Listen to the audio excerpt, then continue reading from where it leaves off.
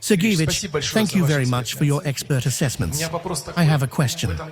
This year marks not only the 80th anniversary of the Great Victory, but also the 80th anniversary of the UN. This organization has a major jubilee. We know that you worked for a long time at the Russian permanent mission to the UN. In this situation, what would be your 3 wishes for the jubilee celebrant? I wanted to say, survive, because there was recently a scandal when the latest UN Secretariat statistics were published. The situation with contributions.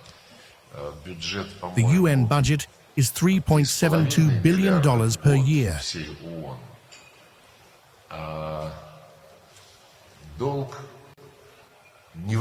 But the debt, unpaid contributions that should have already been transferred but remain unpaid, exceeds half of that amount.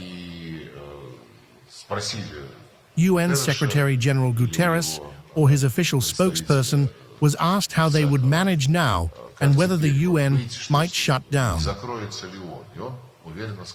And he confidently said it wouldn't shut down, claiming they would tighten their belts.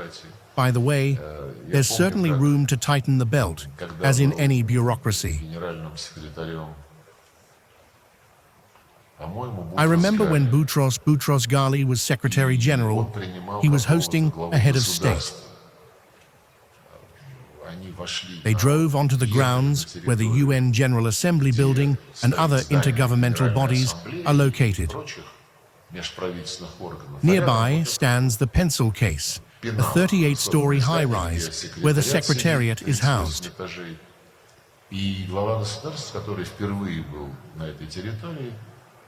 The head of state, who was visiting the premises for the first time, asked how many people worked in that building.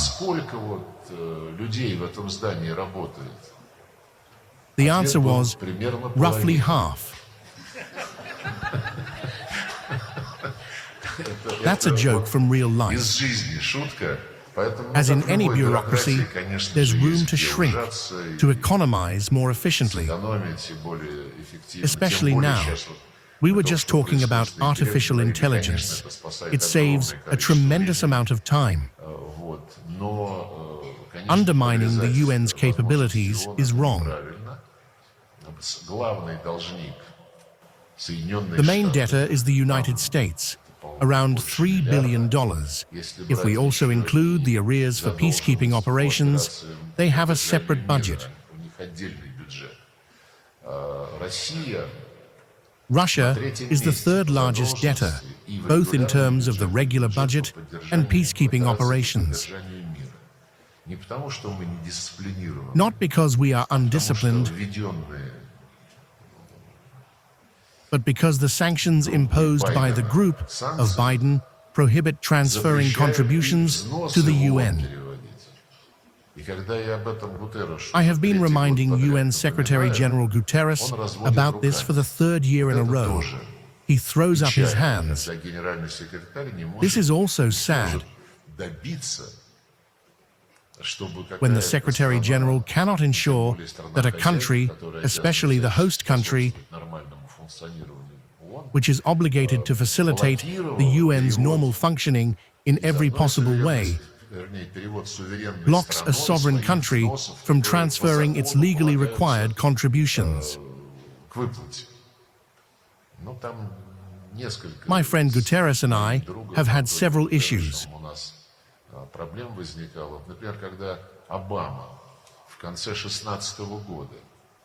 For example, then US President Obama seized our diplomatic properties at the end of 2016. We appealed to the General Assembly's Committee on Relations with the host country and presented the facts. There were also complaints against the Americans, as the host country is obligated to ensure the work of all delegations. They restricted diplomats from traveling beyond New York, then even began setting routes within New York. Take a step left or right, and there would be sanctions. We brought all this to the Committee on Relations with the host country, and it adopted a recommendation for the Secretary-General to take necessary steps, including the possibility of arbitration. Yet for 9 years now, he has refused to go to arbitration, even though he has a direct mandate from the Committee on Relations with the host country. I've had quite a few questions.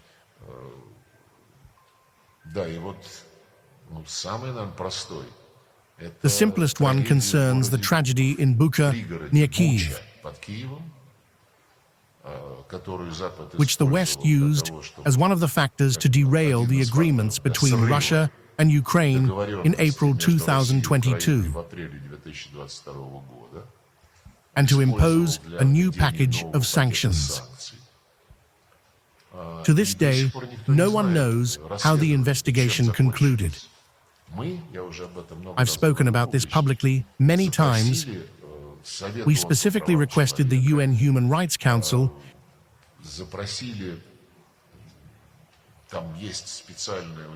which has a special commission on Ukraine to provide us with any information. Complete silence. We know they possess some information, but are strictly prohibited from disclosing it. This means they receive instructions from individual governments rather than from collective UN bodies. A final cry of despair.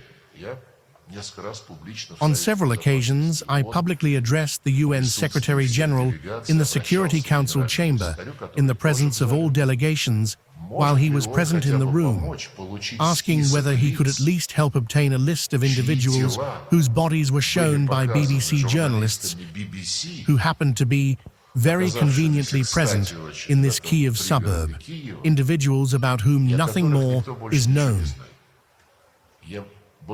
I'll say more. During my last 2 press conferences in New York, attended by all major global media outlets, I appealed to journalists directly. Dear colleagues, I said, journalists typically love to dig deep, to get to the very root of a matter, and here, everything is right on the surface. Could you help obtain the names of the people whose corpses were neatly laid out along the road? No one responded in any way. Does this make one think? Of course it does. Now, regarding the Malaysian Boeing. The day before the visit of Malaysian Prime Minister Ibrahim, who was on an official trip to us,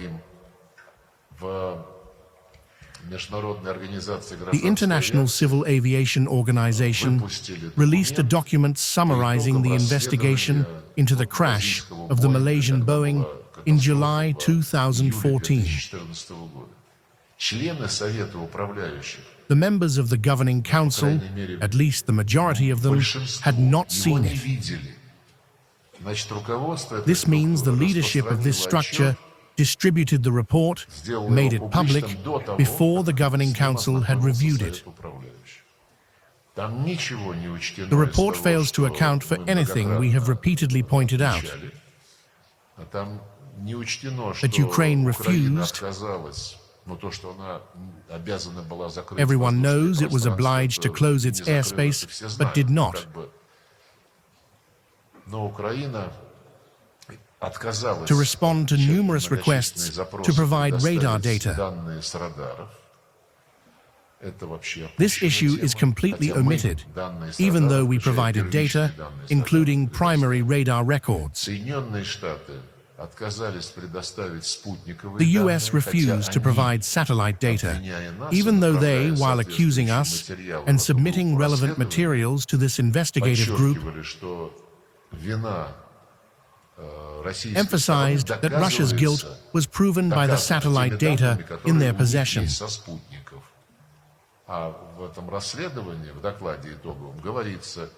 Yet the final report states that the US claims to have data confirming Russia's guilt, but does not provide it, yet they are believed.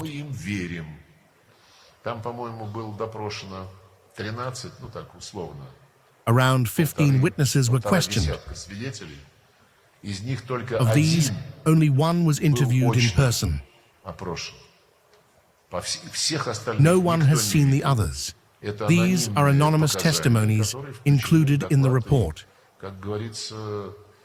As Schwarzenegger said in his famous role, "Trust me." I won't say anything more.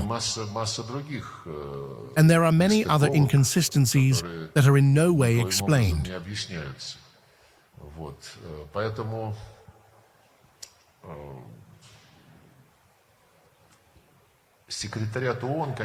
The UN Secretariat can be said to have been privatized.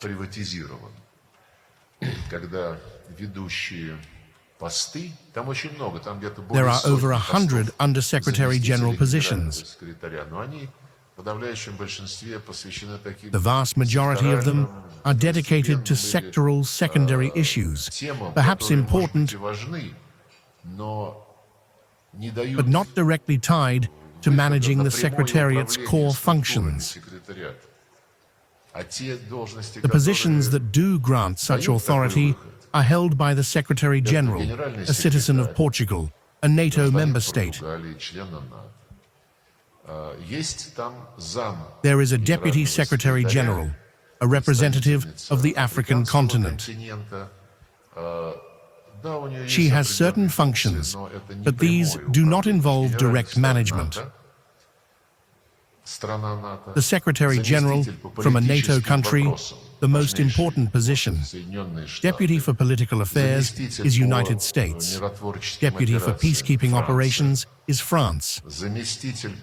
Deputy for Humanitarian Operations. This also involves money.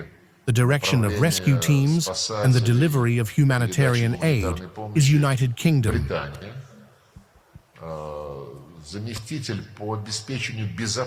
Deputy for ensuring the security of the entire UN system and its field projects is Canada. The Deputy for Counterterrorism is the Russian Federation, but this is an extremely specific area. The Deputy for Socio-Economic Affairs is China, also an important position, but it is limited to non-political aspects of managing UN structures. A couple of years ago, we advocated for initiating a review of the criteria used to form the Secretariat, so that the primary factor would no longer be economic potential. As it is now, if based on GDP volume, the West would, of course, still retain an advantage. Instead, the formation of the Secretariat should be based on the principle enshrined in the UN Charter, the sovereign equality of states.